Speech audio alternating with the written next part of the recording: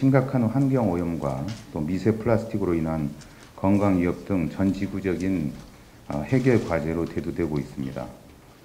연간 3억 톤 이상이 배출돼서 아시는 바와 같이 태평양에는 플라스틱 섬이 만들어졌고요. 플라스틱은 만들긴 쉽지만 소멸되는데 500년까지 걸려서 그 과정에서 미세 플라스틱이 우리 식탁까지 올라와서 우리의 이제 건강까지 위협하는 이런 상황이 되어 있습니다. 중국 정부는 중국이 아시는 바와 같이 전 세계에 폐기물을 수입하는 최고의 수입국이었죠. 그런데 중국 정부가 지난해 금년 1월부터 폐플라스틱 24종을 수입 금지 조치했고, 내년 1월부터는 페트병 등 또 추가로 16종을 수입 금지 조치할 계획입니다. 또 2020년부터는 폐목재 등 추가적 16종을 또 금지하게 됩니다. 이러한 중국의 금수가 우리나라에게는 금년 봄에 잘 아시는 바와 같이 폐비닐 수거 대란, 쓰레기 대란이라는 그런 문제를 초래했었습니다. 중국이 기침만 해도 우리는 홍역을 앓는다고 이렇게 취약한 구조가 된 것을 보면 우리나라 1인당 연간 사용하는 플라스틱 양은 가히 전 세계 최고 수준입니다. 1인당 132.7kg을 사용하는데, 이것은 인스턴트 사회라고 하는 미국의 93.8kg보다도 월등히 많고 일본, 프랑스보다 우리가 2배 이상 높은 수준입니다. 2011년에 총 국내 플라스틱 쓰레기 발생량이 3,949톤이었는데 불과 5년 만에 2016년 5,445톤으로 급격히 늘어났습니다. 2015년 말 통계 기준으로 해서 일회용 컵 사용량은 연간 257억 개, 일회용 빨대가 100억 개, 일회용 비닐봉투가 211억 개, 일회용 세탁 비닐만 해도 연간 4억 잔이 사용되고 있습니다. 우리보다 세계 각국은 플라스틱 억제 정책을 보다 발빠르게 추진하고 있습니다. 영국은 플라스틱 쓰레기 근절 선언을 2025년까지, 플라스틱 빨대 근절, 그리고 면봉 판매 금지 등을 선언했고, 유럽연합은 비닐봉투 사용량을 2019년 50%에서 2025년까지 80%까지 줄이기로 선언했습니다. 금년 7월이죠. 미국 시애틀시는 강력한 조치를 했습니다. 외식업체에서 플라스틱 빨대 식기류를 사용하게 되면 $250 벌금을 부과하게 되고요. 케냐 같은 경우 2017년 8월에 비닐봉지를 사용하게 되면 징역 4년의 처벌을 받게 되어 있습니다. 우리 정부도 올 초에 그 쓰레기 대란 이후에 지난 5월 재활용 폐기물 관리 종합대책을 발표한 바 있습니다. 2030년까지 플라스틱 폐기물 발생량을 50% 줄이고 재활용 70%까지 줄인다는 목표고요. 생산자 책임 재활용 의무 대상 EPR 대상 품목을 2018년 43종에서 2020년 57종, 그리고 2022년 63종으로 늘려간다는 계획입니다. 또 9월 4일 자원순환 기본 계획 발표에서 일회용 컵이나 빨대를 2027년까지 단계적으로 사용 금지한다고 발표한 바 있습니다. 하지만 이러한 정부 정책은 아직도 너무 느슨합니다. 서울시는 이러한 심각한 플라스틱 문제를 해결하기 위해서 서울시가 먼저 선도적으로 일회용 플라스틱 없는 서울 계획을 수립하게 되었습니다.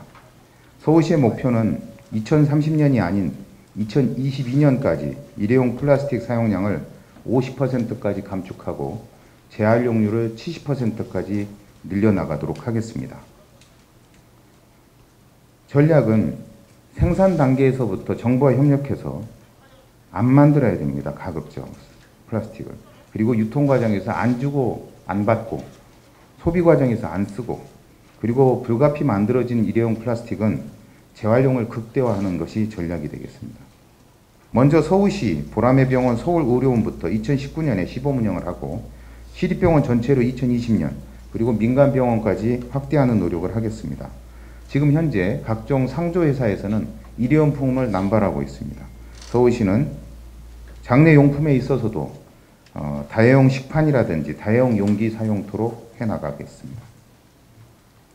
공공부문에서 일회용품 구매는 금지됩니다. 원칙적으로 조달물품에서 계약 자체가 안 되도록 하고, 서울시가 지난 1년간 사용한 양을 조사해 봤더니 132만 5천 개의 일회용 컵이 서울시 내 시청 내에서 사용되었습니다. 금액으로는 1,300만 원. 이제 앞으로 서울시 내 각 부서에서는 일체 이러한 일회용 컵 사용이 금지됩니다. 친환경 녹색 제품 구매 활성화를 위해서 2017년 42% 정도에 됐던 구매 비율을 2022년까지 90%까지 늘려나가도록 하겠습니다. 이를 위해서 조례를 개정하고 서울시의 녹색 구매 지원센터를 신규 설치해서 운영하도록 하겠습니다. 두 번째 분야입니다. 서울시가 주도적으로 실천하는 공공부문 외에 민간 시민사회부문 그리고 우리 생활 속에서의 실천이 중요합니다. 지난 8월 26일 광화문 광장에서는 쓰레기 함께 줄이기 시민운동본부가 주관이 돼서 일회용 컵, 일회용 빨대, 비닐봉투, 배달용품, 세탁비닐 등 생활 속에서 대표적으로 사용되는 일회용품들에 대한 근절 운동이 있었습니다. 이 운동에 서울시가 적극 참여하기로 했습니다. 각 분야별 시민단체가 주도하고 서울시가 행정적, 재정적 지원하는 체계로 함께 해나가도록 하겠습니다.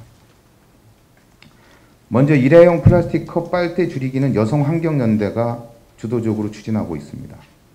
앞에 보시는 바와 같이 일회용 컵은 연간 257억 개, 빨대는 100억 개가 연간 사용되고 있습니다. 일회용 플라스틱 컵 줄이기 위해서는 텀블러 사용을 생활화하고 플라스틱 프리 카페 인증 제도를 시행토록 하겠습니다. 또 일회용 빨대 사용을 줄이기 위해서 빨대가 붙어있는 일체형 컵 사용하고 또 마실 수 있는 음료는 빨대를 제공하지 않는, 그래서 카페와 자유협약을 통해서 자율적으로 가져가는 빨대를 치우고 요구하는 경우에만 줄 수 있도록, 그리고 알맹이가 있는 음료의 경우에는 빨대가 불가피한데 이런 경우는 통이 큰 빨대가 필요한데 이런 건 스테인리스 다회용 빨대를 사용하도록 할 계획입니다. 비닐봉투 사용 줄이기입니다. 비닐봉투는 서울 새마을 분여회가 적극적으로 추진하고 있습니다. 비닐봉투 프리데이를 추진해서 전통시장에서 상인협회와 비닐봉투 줄이기 자율협약을 하고 장바구니 만들어 제공하는 이벤트, 또 재래시장에서 장바구니 사용하는 경우에는 포인트를 제공해서 재생비누나 재생휴지 등으로 교환해서 쓸 수 있도록, 이러한 운동은 이미 화곡 본동, 길동, 장위, 중곡제일시장 등에서 이미 추진되고 있습니다. 또 환경부도 장바구니 시범 사업을 노원 도깨비시장, 금천 남문시장에서 하고 있는데 장바구니 패션쇼 그리고 비닐봉투 사용 제로 축제 등을 함께 시장에서 추진해 나가도록 하겠습니다. 일회용 배달용품 사용 줄이기를 위해서는 아까 앞에서도 말씀드린 바와 같이 한강 시민공원이 대표적인 일회용품 사용되고 있는데 이 부분에 대해서는 저희가 플라스틱 배달은 금지시키고 불가피하다면 종이용기를 사용토록 하겠습니다. 아울러서 한강공원 페스티벌 통해서 많은 시민들이 스스로 캠페인에 참여해서 쓰레기 되가져가기 그리고 일회용품 사용하지 않기 운동을 벌여나가겠습니다. 생활 속 일회용 배달용품 사용을 안 하도록 하기 위해서는 배달 주문할 때부터 집에서 있는 수저 사용하도록 일회용 수저 요구하지 않기, 다회용 용기로 배달 요구하기 운동 등의 시민운동을 벌쳐나가겠습니다. 세탁 비닐 줄이는 운동이 있습니다. 세탁 비닐은 아시는 바와 같이 세탁물 하나하나에 비닐이 사용되고 있습니다. 그런데 이 세탁 안에 들어간 사용약품은 옷감에도 좋지 않고 또 건강에도 좋지 않습니다. 우리 농안에 비닐봉투에 두면 그 VOC 물질이 건강에 나쁩니다. 따라서 이동 과정에서 묻지 않도록 하는 다회용 포장 용기를 사용하고 일회용 비닐은 사용하지 않도록 세탁업 협회와 협의해서 세탁 비닐봉투가 사라지도록 노력해 나가도록 하겠습니다. 다음은 일회용 플라스틱 안 주고 안 쓰는 유통구조 확립입니다. 유통 과정에서부터 안 주고 안 받는 운동이 일어나야 됩니다. 먼저 대상 업종을 선정해서 간담회 통하고 궁극적으로 자율실천협약, 실천운동, 그리고 인증, 페널티 등의 단계로 진행하겠습니다. 대표적인 일회용 컵 비닐봉투는 프랜차이즈 업종이 있습니다. 또 전통시장, 관광호텔의 경우에는 일회용 샴푸나 린스, 세면용품 사용하지 않기, 영화관에서는 코팅된 팝콘 용기 사용하지 않기, 또 유통업체에서는 비닐봉투, 속비닐 사용 줄이기 등의 운동을 하겠습니다. 프랜차이즈는 커피 전문점은 이미 최근에 단속과 함께 일회용 플라스틱 컵이 거의 사라지다시피 변화되고 있습니다. 패스트푸드점도 마찬가지.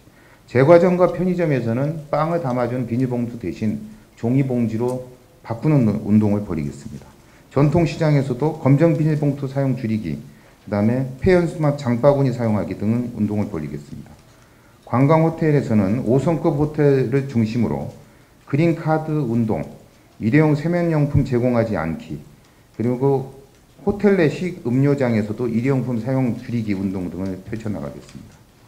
영화관에서는 텀블러 지참 시에 음료 가격 할인해주고 팝콘 용기가 종이로 되어 있습니다만은 코팅 용기를 사용하기 때문에 코팅 용기는 보통 분해되는데 20년이 걸립니다. 일반 종이는 5년 이내고, 따라서 코팅 용기 사용하지 않기 운동을 함께 전개하겠습니다.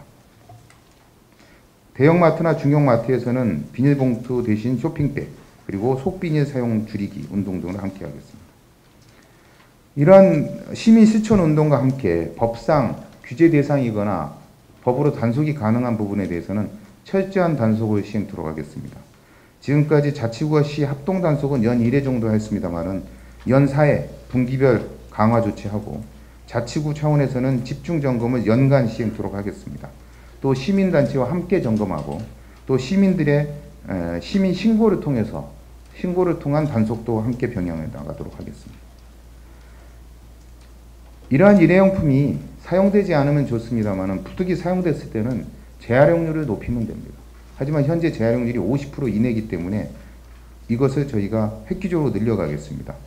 재활용 과정에서 가장 큰 문제는 재활용품인 병, 페트병이 비닐류와 함께 쌓여서 버려진다는 겁니다. 비닐류와 함께 쌓여서 버려질 때 이 비닐뿐만 아니라 병이나 페트병 자체의 재활용률을 떨어뜨리고 있습니다. 따라서 이미 선진국이나 선진 도시에서 하고 있는 폐 비닐만 분리 배출하는 시스템을 2019년부터 구별로 확대 시행해 나가도록 하겠습니다. 폐 비닐만 분리하게 되면 별도의 병, 캔, 페트병 등의 분리율이 훨씬 높아지고, 또 비닐봉지에 대한 재활용률도 훨씬 높아지게 됩니다. 주택가 재활용 정거장을 확대하겠습니다. 보통 공동주택엔 문제가 없습니다만 단독주택의 경우에는 문제는 수거하는데 재활용품을 한 개 봉다리에 다 같이 담아 나오고 있습니다. 따라서 분리배출할 때 선별장에서 손이 많이 가고 재활용률을 떨어뜨린 이유가 되고 있습니다. 따라서 주택가에 대해서도 저희가 문전수거 방식보다는 정거장을 통해서 별도로 분리배출을 품목별 분리배출하도록 하겠습니다.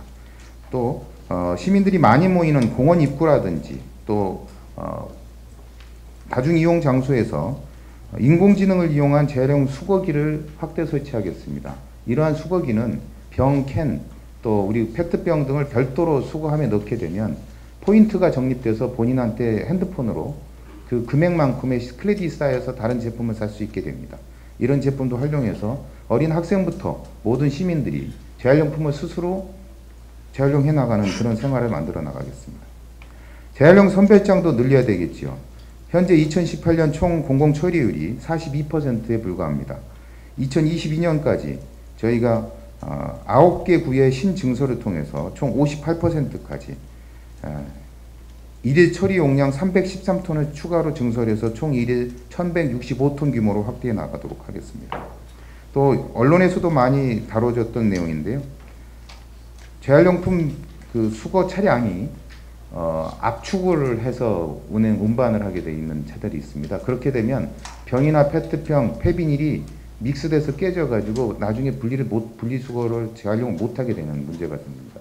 업체들은 부피를 줄여서 수송비용을 줄이고 있지만 분리수거의 효과를 반감시키기 때문에 8개 구에 74대가 사용되고 있는데 단계적으로 폐지해서 이거를 비압축 차량으로 전체 교체해 나가도록 하겠습니다.